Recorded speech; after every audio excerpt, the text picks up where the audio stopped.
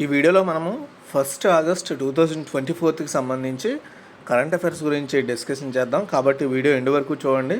చాలా important updates ఉన్నాయి, వాటి గురించి ఈ వీడియోలో మీకు క్లారిటీగా ఎక్స్ప్లెయిన్ అయితే చేస్తాను. జాగ్రత్తగా వినండి. ఫస్ట్గా మనం చూసుకున్నట్టయితే ధరణి పోర్టల్ కొత్త పేరేంటి? యాక్చువల్గా తెలంగాణ స్టేట్ గవర్నమెంట్ క్యాబినెట్ మీట్లో ధరణి పోర్టల్ యొక్క పేరుని మారుస్తూ ఆ మంత్రివర్గం, క్యాబినెట్ అంటారు, సో మినిస్టర్ క్యాబినెట్ డెసిషన్ తీసుకుంది. కొత్త పేరు వచ్చేసి భూమాత అండి. సో ఈ ధరణి పోర్టల్ పేరును భూమాతగా మారుస్తూ ఆ స్టేట్ క్యాబినెట్ అయితే డెసిషన్ తీసుకుంది.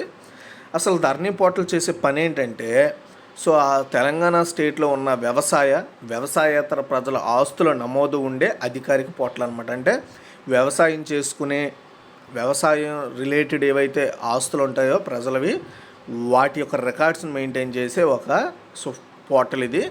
ధరణి మొట్టమొదటిసారిగా దేశంలో ప్రప్రథమంగా తెలంగాణ ప్రభుత్వమే స్టార్ట్ చేసింది. దీని ప్రధాన ఉద్దేశం ఏంటంటే ప్రభుత్వంలో ట్రాన్స్పరెన్సీని, కెపాసిటీని పెంచడంతో పాటు సో ల్యాండ్ రిజిస్ట్రేషన్స్ కావచ్చు, మ్యూటేషన్స్ కావచ్చు, అండ్ అసెట్స్ని ట్రాన్స్ఫర్ చేసుకోవడాన్ని, దాన్ని జవాబుదారీతనం చేయడం, సేఫ్టీ చేయడము, ప్రజలకు ఇలాంటి సేవలు అందించడమే ఈ ధరణి పోర్టల్ మెయిన్ ఉద్దేశంతో లాంచ్ చేసిందనమాట ప్రభుత్వము. ధరణి పోర్టల్ను తెలంగాణ అప్పటి రాష్ట్ర ముఖ్యమంత్రి అండి, ఇది మాజీ ముఖ్యమంత్రి కల్వకుంట్ల చంద్రశేఖరరావు మేడ్చల్ జిల్లా మూడుచింతలపల్లి తహసీల్దార్ కార్యాలయంలో 29/10/2020 దీన్ని అయితే ప్రారంభించారండి. ఓకేనా? సో అది గుర్తుపెట్టుకోవాలి. తర్వాత లెఫ్టినెంట్ జనరల్ సాధన సక్సేనా, యాక్చువల్లీ ఇక్కడ క్వశ్చన్లోనే పేరు ఇవ్వడం జరిగింది. సో డైరెక్టర్ జనరల్ మెడికల్ సర్వీసెస్గా నియమితులైన మొదటి మహిళా అధికారిని ఎవరు? డైరెక్టర్ జనరల్ మెడికల్ సర్వీసెస్ ఆఫీసర్గా అపాయింట్ అయిన ఫస్ట్ ఆఫీసర్ ఎవరు అంటే సాధనా సక్సేనా నాయర్ అండి. చూడండి, లెఫ్టినెంట్ జనరల్ సాధనా సక్సేనా నాయర్ డైరెక్టర్ జనరల్ అంటే మెడికల్ సర్వీసెస్ ఆర్మీకి ఆమె డైరెక్టర్ జనరల్గా అపాయింట్ అవ్వడం జరిగింది. అంత పెద్ద పదవిలో ఒక మహిళ అపాయింట్ అవ్వడం ఇదే ఫస్ట్ టైము. ఆమె ఎయిర్ మార్షల్ స్థాయికి పదోన్నతి పొందిన తరువాత ఆమెకి ఈ పదవిని అయితే ఇవ్వడం జరిగింది. ఆమె ఇండియన్ ఎయిర్ ఫోర్స్లో వెస్టర్న్ ఎయిర్ కమాండ్ అనే ట్రైనింగ్ కమాండ్ యొక్క ఫస్ట్ విమెన్ ప్రిన్సిపల్ మెడికల్ ఆఫీసర్గా కూడా పనిచేశారు. అండ్ అంతేకాకుండా ఆమె ఇజ్రాయెల్ డిఫెన్స్ ఫోర్సెస్తో రసాయన, జైవ, రేడియోలాజికల్, న్యూక్లియర్ వార్ఫేర్లో, స్పీజ్లోని స్విస్ ఆయుధ దళాలతో మిలిటరీ మెడికల్ ఎథిక్స్లో ఆమె ట్రైనింగ్ కూడా తీసుకోవడం జరిగిందండి. ఓకే, అది. సో నెక్స్ట్ ఇక్కడ మీరు గుర్తుపెట్టుకోవాలి, డైరెక్టర్ జనరల్ మెడికల్ సర్వీసెస్ ఆర్మీకి ఫస్ట్ ఉమెన్ డైరెక్టర్ జనరల్గా సాధనా సక్సేనా నాయర్ అయితే అపాయింట్ కావడం జరిగింది. తర్వాత third one, Suvidha software version 1.0ని ఏ రక్షణ దళం ప్రారంభించింది? ఆన్సర్ వచ్చేసి భారత తీర రక్షణ దళం అండి. సో దీన్ని మనము కోస్ట్ గార్డ్ అని పిలుస్తాం, ఇండియన్ కోస్ట్ గార్డ్ అని పిలుస్తాం దీన్ని. అయితే ఆంధ్రప్రదేశ్లోని విశాఖపట్నంలో జరిగిన వార్షిక కార్యాచరణ సముద్ర శిక్షణ అనే ఒక సదస్సులో, ఒక కాన్ఫరెన్స్లో వివిధ సువిధ సాఫ్ట్వేర్ వెర్షన్ 1.0ని ఇండియన్ కోస్ట్ గార్డ్ స్టార్ట్ చేసిందనమాట. ఈ సాఫ్ట్వేర్ శిక్షణ ప్రోటోకాల్ను మెరుగుపరచడానికి, అన్ని ఐసీజీ ప్లాట్ఫామ్లో స్థిరత్వాన్ని నిర్ధారించడానికి ఉపయోగపడుతుందన్నమాట. సువిధ సాఫ్ట్వేర్ అనేది ఏం చేస్తుందంటే, ఏదైతే ఈ ఇండియన్ కోస్ట్ గార్డ్ ఉందో వాళ్ళు ఏవైతే ట్రైనింగ్ ప్రోటోకాల్స్ ఉంటాయో, ఒక ఎంప్లాయీకి కానీ లేదా ఇంక దేనికైనా ట్రైనింగ్ పీరియడ్లో ఇచ్చే ఏవైతే మాడ్యూల్స్ ఉంటాయో వాటిని ఏకీకృతం చేయడం, ఇండియన్ కోస్ట్ గార్డ్కి సంబంధించిన వివిధ వెబ్సైట్స్ను ఒకే వేదిక మీదకి తేవడం ఈ యొక్క సువిధ సాఫ్ట్వేర్ వెర్షన్ 1.0 యొక్క మెయిన్ ఉద్దేశంగా చెప్పుకోవచ్చు అనమాట. ఓకేనా? సో అంటే మనము బెటర్గా అందులో ఆ సంస్థలో ఉన్న ఎంప్లాయీస్ కానీ ఇతర వ్యక్తులకి బాగా ట్రైనింగ్ పొందడంలో ఇదైతే మనకి హెల్ప్ చేస్తుందని చెప్పొచ్చు. సో యాక్చువల్గా మనందరికీ తెలుసు, ఇండియన్ కోస్ట్ గార్డ్ ప్రపంచంలోనే 4వ అతిపెద్ద కోస్ట్ గార్డ్. దీని నినాదం ఏంటంటే వయం రక్షమ, అంటే మేము రక్షిస్తాము. తర్వాత 4, ఇటీవలే ఏఐఐటి సుందర్ పిచాయ్ను డాక్టర్ ఆఫ్ సైన్సెస్ అవార్డుతో సత్కరించింది. ఆన్సర్ వచ్చేసి ఐఐటి ఖరగ్పూర్ అండి. శాన్ ఫ్రాన్సిస్కోలో జరిగిన ఒక ప్రోగ్రాంలో గూగుల్ సీఈఓ అయిన సుందర్ పిచాయ్ మరియు అతని భార్య అంజలి పిచాయ్లకు వారీ alma mater Indian Institute of Technology Kharagpur వీళ్ళిద్దరూ కలిసి డాక్టరేట్ డిగ్రీలను ప్రదానం చేశారు వాళ్ళకి. సుందర్ పిచాయ్ను doctor of science honoris causa అవార్డుతో సత్కరించగా అతని వైఫ్ని విశిష్ట పూర్వ విద్యార్థి అవార్డుతో సత్కరించారు. అండ్ ఇంకా సుందర్ పిచాయ్ డిజిటల్ పరివర్తన, సరసమైన సాంకేతికత, మార్గదర్శక ఆవిష్కరణల కోసం అందించిన కృషికి ఈ డాక్టరేట్ ఇచ్చారంట. ప్రెసిడెంట్ ద్రౌపది ముర్ము డిసెంబర్ 2023లో ఐఐటి ఖరగ్పూర్ 69వ స్నాతకోత్సవంలో పిచాయ్కు డాక్టర్ ఆఫ్ సైన్సెస్ డిగ్రీని ప్రదానం చేశారు. అండ్ పిచాయ్ 2004లో గూగుల్లో చేరారు. అండ్ పిచాయ్ ఆగస్టు 2015లో గూగుల్ సిఇఓగా అపాయింట్ కావడం కూడా జరిగిందండి. అది మీరు గుర్తుపెట్టుకోవాల్సింది. నెక్స్ట్ వచ్చేసి 5, క్రింద వాటిలో ఏ సంస్థ యూనికార్న్గా అవతరించింది? ఆన్సర్ వచ్చేసి ర్యాపిడో అండి. సో ర్యాపిడో ప్రస్తుత పెట్టుబడిదారుడైన వెస్ట్ బ్రిడ్జ్ క్యాపిటల్ నుండి ఇటీవలే సిరీస్ ఈ పెట్టుబడి రౌండ్లో సుమారు $120 మిలియన్, అంటే మన ఇండియన్ కరెన్సీలో 1000 కోట్లు సేకరించిందనమాట. ఇలా 1000 కోట్లు సేకరించడం ద్వారా ర్యాపిడో కంపెనీ యూనికార్న్ కంపెనీగా అవతరించింది. ఓకేనా? సో యూనికార్న్ అంటే 1 బిలియన్ కంటే ఎక్కువ విలువైన ప్రైవేట్ యాజమాన్యంలోని, అంటే ఏదైనా ఒక ప్రైవేట్ కంపెనీ స్టార్టప్లో $1 బిలియన్ కంటే ఎక్కువ సో ఇన్వెస్ట్మెంట్ చేసిందనుకో, అప్పుడు అది యూనికార్న్గా మారుతుంది. అంటే పెట్టుబడులు సంపాదించింది అనుకోండి 1 బిలియన్ పెట్టుబడులు, అప్పుడు అది ఒక యూనికార్న్గా మారుతుంది అనమాట. ఓకేనా? అండ్ ఈ లిస్టులో అంటే ఓలా, ఊబర్, నమ్మా ట్రావెల్స్ వంటి ఎవరైతే ఉన్నారో ప్రత్యర్థులు వాళ్ళ లిస్టులో ఇప్పుడు ర్యాపిడో చేరిందని చెప్పొచ్చు. సో 2015లో ర్యాపిడో అరవింద్ సంక, పవన్ గుంటపల్లి అండ్ రిషికేష్ ఎస్ఆర్ స్థాపించారు. సో అంటే మన తెలుగు వ్యక్తి ఒక అతను ఉన్నాడనమాట ఈ వ్యవస్థాపకుల్లో. అండ్ సెర్పియస్ మరియు ఓలా వ్యవస్థాపకుడు భవిష్ అగర్వాల్ యొక్క కృత్రిమ్ ఏఐ తరువాత ఈ సంవత్సరం యూనికార్న్గా మారిన థర్డ్ కంపెనీ ర్యాపిడో అండి, గుర్తుపెట్టుకోండి. అండ్ 2023లో కేవలం 2 కొత్త యూనికార్న్లు మాత్రమే ఉన్నాయి, Zepto and InCred Wealth. So already నేను కృత్రిమ్ గురించి అయితే చెప్పడం కూడా జరిగింది. సో దాని తరువాత యూనికార్న్గా మారిన థర్డ్ కంపెనీ ర్యాపిడో అని గుర్తుపెట్టుకోండి. నెక్స్ట్ 6, అయోధ్య రాముడు ఆధారంగా ప్రపంచంలో మొట్టమొదటి తపాలా స్టాంపును ఏ దేశం విడుదల చేసింది అంటే లావోస్ అండి. అయోధ్య రాముడిని ఆధారంగా చేసుకుంటూ ప్రపంచంలోనే ఫస్ట్ తపాలా స్టాంప్ను లావోస్ రిలీజ్ చేసింది. లావోస్ అనేది ఆగ్నేషియాలో ఉండే ఒక దేశం అనమాట. సో వాళ్ళు ఈ స్పెషల్ స్టాంప్ని అయితే రిలీజ్ చేశారు. ఇందులో రాముడితో స్టాంప్ ఉంటుందన్నమాట. ఇది రామ్లల్లా ఆఫ్ అయోధ్య వర్ణించే ప్రపంచంలో మొట్టమొదటి పోస్టల్ స్టాంప్ అండి. ఇది లావోస్ విడుదల చేసిన ప్రత్యేక స్మారక స్టాంపులో ఒక భాగం.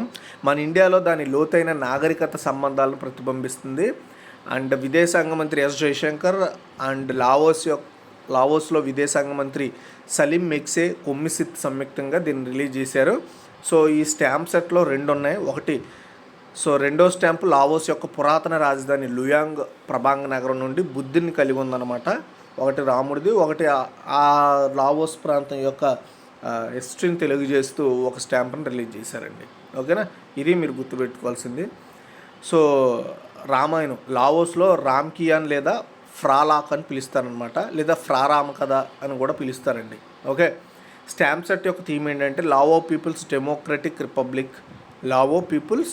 డెమోక్రటిక్ రిపబ్లిక్ అండ్ భారతదేశం యొక్క భాగస్వామ్య సాంస్కృతిక వారసత్వాన్ని జరుపుకోవడం అనే థీమ్తో ఆ యొక్క స్టాంప్ సెట్ని రిలీజ్ చేశారు. తర్వాత 7th వన్, అస్సాం రైఫిల్స్ కొత్త డైరెక్టర్ జనరల్గా ఎవరు బాధ్యతలు తీసుకున్నారు అంటే ఆన్సర్ వచ్చేసి వికాస్ లకేరా. లెఫ్టినెంట్ జనరల్ వికాస్ లకేరా ఈశాన్య ప్రాంతంలో సెంటినల్స్గా పిలువబడే అస్సాం రైఫిల్స్ యొక్క కొత్త డైరెక్టర్ జనరల్గా అపాయింట్ అయ్యారు.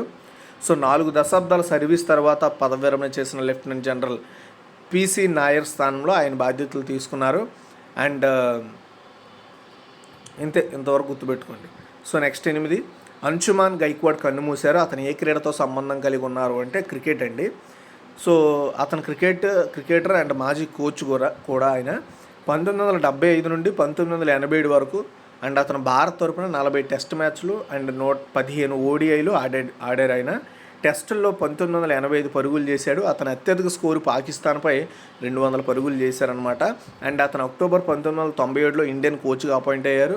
అండ్ అతను సెప్టెంబర్ 1919 వరకు కూడా కోచ్గా పనిచేశారు.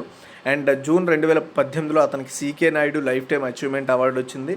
CK Naidu life time achievement award మాజీ ఆటగాడికి బీసీసీఐ ఇచ్చే ఒక అత్యున్నత గౌరవం అనమాట, అంటే అత్యున్నత గౌరవం. సో ఈయనకి ఇవ్వడం జరిగింది. ఎవరికి? అంశుమాన్ గైక్వాడ్. ఓకే, నెక్స్ట్ 9, భారతదేశం తరంగ శక్తి 2024 యొక్క తన మొదటి బహుళ జాతి వైమానిక వ్యాయామాన్ని అయితే నిర్వహించనుంది. సో అయితే ఎక్కడ నిర్వహించనుంది అంటే తమిళనాడు అండి. భారతదేశం తరంగ శక్తి 2024 తన మొదటి బహుళ జాతి వైమానిక వ్యాయామాన్ని నిర్వహిస్తోంది. తమిళనాడులోని సులార్లో వచ్చే నెల 6వ తేదీ నుంచి 2 దశల్లో ఈ కసరత్తును అయితే నిర్వహిస్తారనమాట.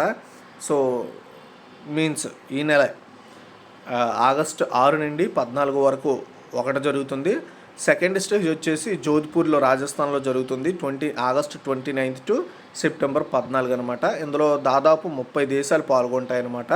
సో ఇందులో 10 దేశాలు వాళ్ళ యుద్ధ విమానాలతో వచ్చి పార్టిసిపేట్ చేస్తాయి. సో ఈ యొక్క ఎక్సర్సైజ్ అనేది ఇండియా యొక్క సైనిక శక్తిని ప్రదర్శిస్తుంది ఇతర దేశాలకి. ఓకే, తర్వాత 10 WHO global traditional medicine centre కార్యకలాపాలను అమలు చేయడానికి ప్రపంచ ఆరోగ్య సంస్థ ఏ దేశంతో ఒప్పందం కుదుర్చుకుంది. సో చాలా ఇంపార్టెంట్. ఆల్రెడీ అగ్రిమెంట్ గురించి మనం ఇంతకుముందే చదువుకున్నాము. సో దానికి నెక్స్ట్ ప్రాసెస్ అగ్రిమెంట్ జరిగిందనమాట. ఎవరితో అంటే ఇండియా అంటే భారత్తో జరిగింది. సో ఆయుష్ మంత్రిత్వ శాఖ, భారత ప్రభుత్వము అండ్ ఆరోగ్య సంస్థ, ప్రపంచ ఆరోగ్య సంస్థ WHOతో అక్కడ ప్రధాన కార్యాలయంలో గుజరాత్లో జామ్నగర్లో ఉన్న WHO global traditional medicine centre కార్యకలాపాలను అమలు చేయడానికి అంటే సో ఈ WHO గ్లోబల్ ట్రెడిషనల్ మెడిసిన్ సెంటర్ని ఇండియా WHO కలిసి సహాయంతో అక్కడ దాన్ని ఏర్పాటు చేశారు. అయితే ఇప్పుడు దాని విధి విధానానికి కూడా ఒక ఒప్పందం చేసుకున్నారనమాట. ఇదే ఫైనల్ ఒప్పందం. అంటే ఆ గ్లోబల్ ట్రెడిషనల్ మెడిసిన్ సెంటర్ అనేది ఎలా పనిచేయాలి అనే దాని మీద ఇప్పుడు కొత్త ఒప్పందం అయితే చేసుకున్నారు. ఇది లేటెస్ట్ ఒప్పందం అని చెప్పొచ్చు. సో అయితే ఈ ఒప్పందం అనేది భారతదేశ శాశ్వత ప్రతినిధి అరిందమ్ బాగ్చి ఎక్కడ యుఎన్లో, యునైటెడ్ నేషన్స్లో, అండ్ ఈ assistant director general doctor Bruce Aylward WHO నుండి కలిసి సంతకాలు అయితే చేసుకున్నారు. ఈ యొక్క సహకారం ద్వారా గుజరాత్లో జామ్నగర్లో ఉన్న WHO global traditional medicine centre కార్యకలాపాలకు మద్దతు ఇస్తూ మన ఇండియా 10 సంవత్సరాల కాలంలో అంటే 2022 నుండి 2032 వరకు $85 మిలియన్ అయితే విరాళంగా ఇవ్వబోతుందన్నమాట. ఓకేనా. సో ఈ సంస్థకి దీని ద్వారా ఏం చేస్తారంటే సింపుల్ అండి. ట్రెడిషనల్ మీన్స్ ఆయుర్వేద వైద్యాన్ని మన ఇండియా పుట్టినీలుగా చెప్పుకుంటాం కాబట్టి సో దాన్ని డెవలప్ చేయడంలో నెక్స్ట్ స్టెప్కి తీసుకెళ్ళడంలో, ఆయుర్వేదాన్ని నెక్స్ట్ స్టెప్కి తీసుకెళ్ళడంలో ఈ మెడిసిన్ సెంటర్ అనేది యూజ్ అవుతుంది.